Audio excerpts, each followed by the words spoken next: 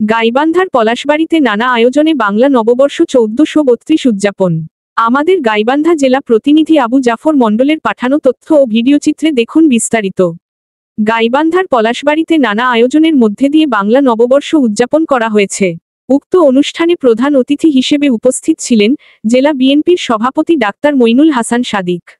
বিশেষ অতিথি হিসেবে উপস্থিত ছিলেন পলাশবাড়ি উপজেলা বিএনপির সভাপতি মোহাম্মদ আব্দুস ছামাদ সহ জাতীয়তাবাদী বিএনপির অঙ্গসংগঠনের ওয়ার্ড ও ইউনিয়ন পর্যায়ের সকল নেতাকর্মীরা আনন্দ শোভাযাত্রায় মিলিত হয়ে অনুষ্ঠানটি সফল করেন।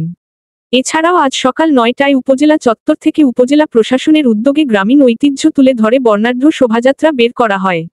শোভাযাত্রায় শিশু, কিশোর, তরুণ তরুণীসহ অংশ নেওয়া বিভিন্ন বয়সী মানুষের উচ্ছ্বাস আর বাহারি পোশাক পরিধান, নাচ গান, হৈহুল্লোড়ে তৈরি হয় অন্যরকম এক আমেজ।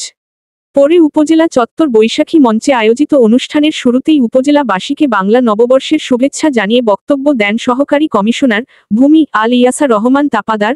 অনুষ্ঠানে আরও উপস্থিত ছিলেন থানা officer in charge Mohammad Zulfikar Ali Bhutto, senior মৎস্য কর্মকর্তা আব্দুল আহাদ লাজু, থানা ইন্সপেক্টর তদন্ত পবিত্র কুমার সরকার, প্রকল্প বাস্তবায়ন কর্মকর্তা আব্দুল সালাম, উপজেলা একাডেমিক কর্মকর্তা মোহাম্মদ আলমগীর হোসেন সহ সরকারি বিভিন্ন প্রতিষ্ঠান ও রাজনৈতিক নেতৃবৃন্দ।